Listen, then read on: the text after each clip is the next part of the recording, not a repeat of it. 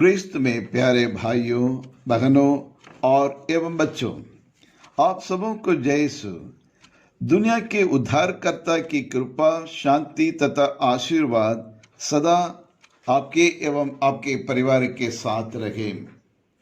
आज की दुनिया में हर एक व्यक्ति बदलाव चाहते हैं, चेंजेस लाना चाहते हैं। बदलाव नए नए डिज़ाइन में और नया मॉडर्न ड्रेस में और नई गाड़ी घोड़ी, नए नए नए व्यंजन और स्वादिष्ट भोजन। For example modern food, fast food, junk food, और इसमें बदलाव लाना चाहते हैं। उसी प्रकार नई सोच, नए विचार और ये सब ज़रूरी भी है, लेकिन एक चीज़ पर बदलाव नहीं लाना चाहता है इंसान। वो क्या है? अपने जीवन में, अपने व्यवहार में, अपनी आदत में किसी भी प्रकार के चेंजेस नहीं लाना चाहते हैं। फॉर एग्जाम्पल, गड्ढे में गिरा हुआ व्यक्ति दोबारा ना गिरने के लिए कोशिश करता है। आग से चोट खाए हुआ व्यक्ति और सतर्क हो जाता है। ठीक उसी प्रकार पाप और कुकर्म करने वाला व्यक्ति दोबारा पाप में ना गिरना चाहिए, क्योंकि पाप के सागर में डूबने वाले मर के और सड़ जाते हैं। पापों से बचने के लिए और क्या करना चाहिए? पापों से बचने के लिए एकमात्र उपाय है, वह है ईश्वर के पास आना चाहिए। ईश्वर की कृपा में आना चाहिए। विनाश और मृत्यु से बचने के लिए क्रूस की छाया में पहुंचना बहुत जरूरी है। वही हमारी शरण है, वही हमारा गढ़ है, वही हमारा आश्रय है, वही हमें सुरक्षा दे सकता है। जी हाँ, क्रिस्त में प्यारे भाई और बहनों, आज के संत लूक रचित सुसमाचार में उड़ाव पुत्र की कहानी के द्वारा यही संदेश हमें मिलता है। जो अपने पापों के लिए प्रायश्चित करते हुए, मन फिराव करते हुए सच्चे हृदय से ईश्वर के पास लौट आते हैं, वही मुक्ति पाता है, वही सुरक्षा पाता है और वही क्षमा ग्रहण करता है और वही एक नया जीवन प्राप्त करने के योग्य व्यक्ति बन जाते हैं। यही संदेश आज हमें मिलता है। जी हाँ प्रिय विश्वासियों, जरा हम उस छोटे बेटे के बारे में मनन चिंतन करें। यह दूसरा बेटा, वह अपनी जवानी के कारण जवानी की भूखों प्यासों को मिटाने के लिए गलत तरीका अपनाता है। मनचाही जिंदगी बिताने के लिए आडंबर जीवन जीने की तमन्ना करता है। मोह माया में फंस जाता है। दुनिया का सुख ही सुख और सब कुछ करके प्राप्त करके अपना जीवन को गवा देता है। अपने पिता से लड़कर धन संपत्ति मांगे, परिवार के रिश्तों को तोड़ते हुए सब कुछ लेकर दूर चला जाता है। जब तक हाथ में पैसा था, खूब यश किया और मौज मस्ती किया, जवानी की इच्छाओं को ने पूरा किया, खाली हाथ हो गया।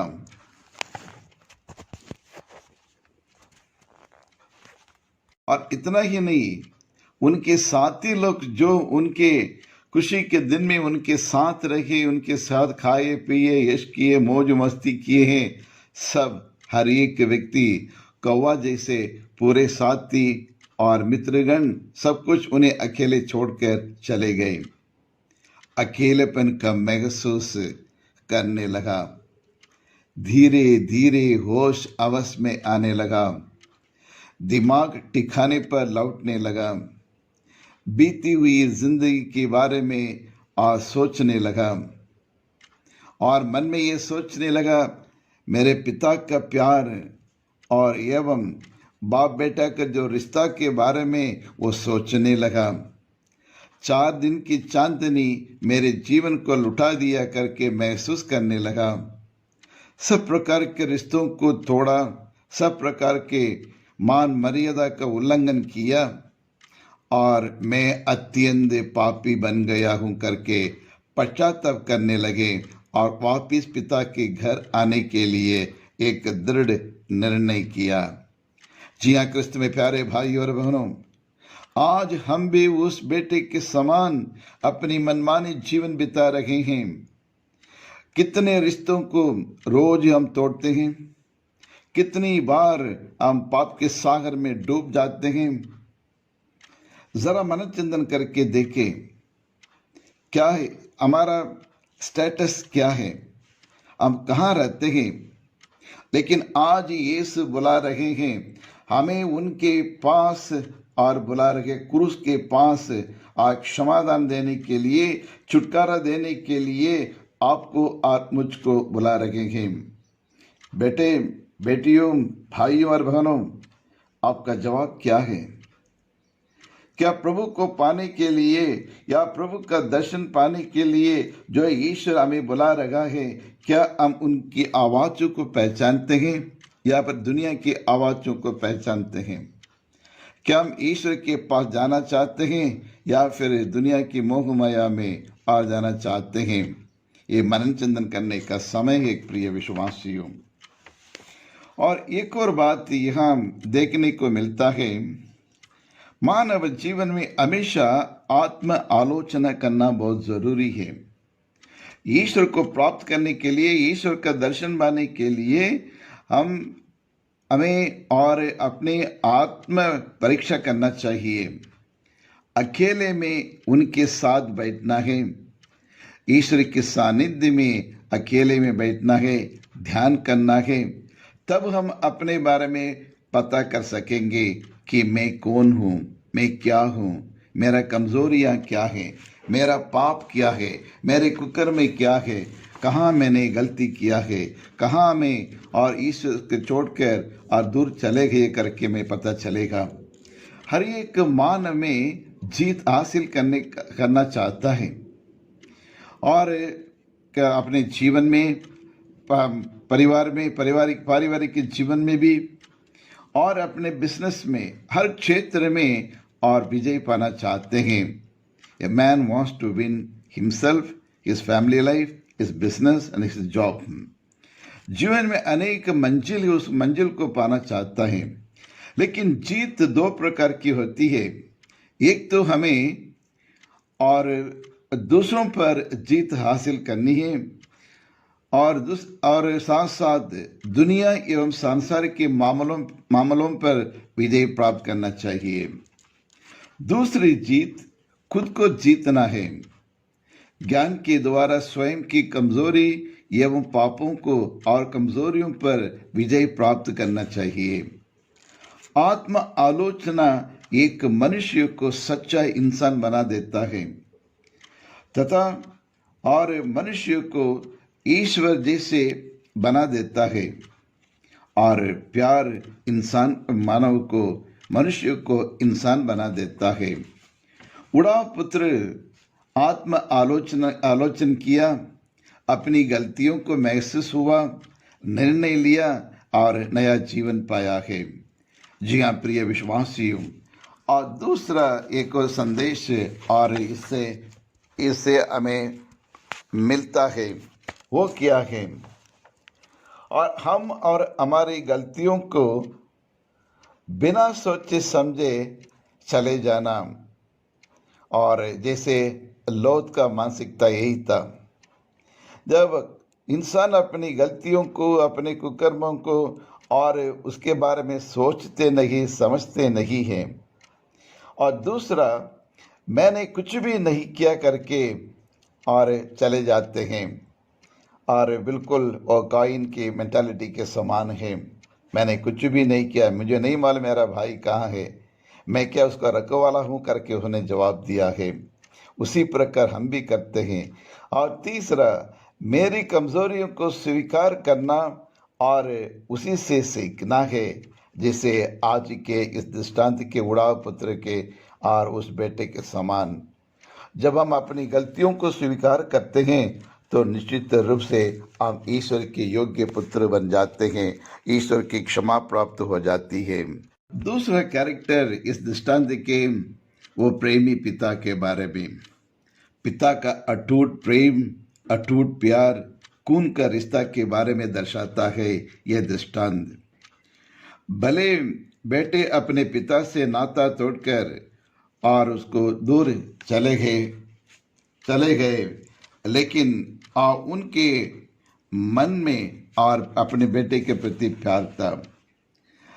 अपने पिता से अलग हुआ था, लेकिन पिता अपने बच्चों को भूल नहीं पाए और अपना धन दौलत लेके चले गया करके उन्हें चिंता नहीं था। चिंता उस बात की थी और बाप बेटा का जो खून का रिश्ता को उन्हें तोड़कर चला गया, नरक की ओर चला गया, विनाश की ओर चला गया करके वो चिंतित था। लेकिन पक्का विश्वास था कि एक ना एक दिन जरूर मेरा बेटा वापस लौटेगा करके भूखे प्यासे से बेसब्री से राह देख रहा था। यही है ईश्वर का अनोखा सच्चा प्रेम। आज आपको और मुझको, सारी मानव जाति को, सारे पापियों की पापनियों को अपने प्यार भरे बाहों में समेटने के लिए प्रभु यीशु क्रिस्त हाथ फैलाकर सूली पर टंगे हुए हैं। जो व्यक्ति और मन फिराव करके उनके पास आते, उनके अपने बाहों में समेटने के लिए, उन्हें गले लगाने के लिए पल पल प्रभु यीशु क्रिस्त तरस रहे हैं। इसलिए बाइबल कहती है सन्मति के सुसमाचार अध्याय 11 पद संख्या 28 में, थके मांदे बोझ से दबे हुए लोग, आप तुम सभी मेरे पास आओ, मैं तुम्हें विश्राम दूंगा। जी हाँ क्रिस्त में प्यारे भाई और बहनों, और इस दृष्टांत के तीसरा कैरेक्टर है और उसके बड़ा भाई जो खेत से लौट रहा था, परिवार की खुशहाल को देखकर नाराज हो जाता है, अपने उड़ाव भाई को देखकर मन में गुस्सा फूटता है, उनके प्रति घृणा प्रकट कर देता है, परिवार की खुशी में शामिल होने से इनकार कर देता है। बिल्कुल फरीसी लोगों की समान, सदुकी लोगों की समान उनका मेंटालिटी रहा है। दूसरों को माफ करने के बजाय और गलतियों को निकालते रहते हैं और अपने छोटे भाई से उन्हें कुछ प्रेम नहीं था तथा अपने पिता से भी और उन पिता पर भी उनके विश्वास नहीं था। ये 3 कैरेक्टर में प्रिय भाइयों और बहनों, हम और आप, मैं और आप, हम कौन सा अपनाना चाहते हैं? जरा मनन चिंतन करके देखें। जी हाँ क्रिस्त में प्यारे भाइयों और बहनों, आज ईश्वर बुला रहे हैं आपको और मुझको। ये 40 के काल में अपने पापों के लिए, अपने कुकर्मों के लिए प्रयाचित करते हुए एक नया जीवन प्राप्त करने के लिए, शैतान के ऊपर विजय प्राप्त करने के लिए, ये दुनियादारी के ऊपर विजय प्राप्त करने के लिए ईश्वर बुला रहा है। तो आइए हम अपने पापों को, बीते हुए जिंदगी को त्यागते हुए ईश्वर के पास जाएं, क्रूस के नीचे जाएं। क्रूस के नीचे सब कुछ हमें मिलता है, शक्ति, बल और क्षमादान, और हमें हर प्रकार के वरदान और आनंद जीवन प्राप्त करने के लिए हर प्रकार की मदद मिल जाती है क्रूस की साया में। तो क्यों न हम आज अभी इसी वक्त सब कुछ छोड़ छाड़ के ईश्वर के पास लौट आए। हम प्रार्थना करें। ये सर्वशक्तिमान शाश्वत परमेश्वर, हम आपको धन्यवाद देते हैं। कितनी बार आप हमारे ऊपर अपने अनुकंपा दिखाते हैं।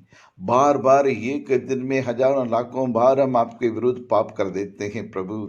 हम पापी बन जाते हैं, पापिनी बन जाते हैं, फिर भी आप हमें नाश नहीं करते, हमें विनाश करने की नई योजना बनाते हैं। लेकिन पल पल हमारे राह देख रहे थे कि हमें क्षमा करने के लिए, कब मेरी बेटी मेरे पास लौट आएगी, मेरा बेटा लौट आएगा, कब ये पापनी मन फिराव करके मेरे पास आएंगे करके। कितना दयालु परमेश्वर है प्रभु। हे प्रभु यीशु क्रिस्त, दाऊद के पुत्र, हम पर दया कर, हमारे पापों को क्षमा कर प्रभु। हमें अपने बाहों में ले ले प्रभु, हमारे परिवार को बचा ले पाप से, हमारे समाज को, हमारे देश को, हमारी दुनिया को और इन सभी चीज़ों से हमें बचा ले प्रभु। साथ साथ हम आशा करते हैं प्रभु, आपकी आशीष शांति सदा सर्वदा हमारे परिवार में रहे, हमारे देश में रहे, पूरी दुनिया में रहे। विशेष करके हम यूक्रेन और रशिया के बीच में चल रहे युद्ध में प्रभु इसको बंद करने के लिए हम आपसे आशीष मांगते हैं। और यूक्रेन देश में अमन शांति बने रखने के लिए प्रभु हम आपसे हाथ जोड़कर विनती करते हैं प्रभु। जितने लोग अपने जीवन को गवाएं और उनकी आत्मा को शांति प्रदान कर। जो लोग घायल हुए उन्हें जल्दी से जल्दी चंगा करने के लिए अपने चंगा के हाथ उनके ऊपर रखे प्रभु। और दोनों देश के बीच में और शांति बनी रहे प्रभु। और यही प्रार्थना हम करते हैं हमारे प्रभु यीशु क्रिस्त के द्वारा। आमीन आमीन।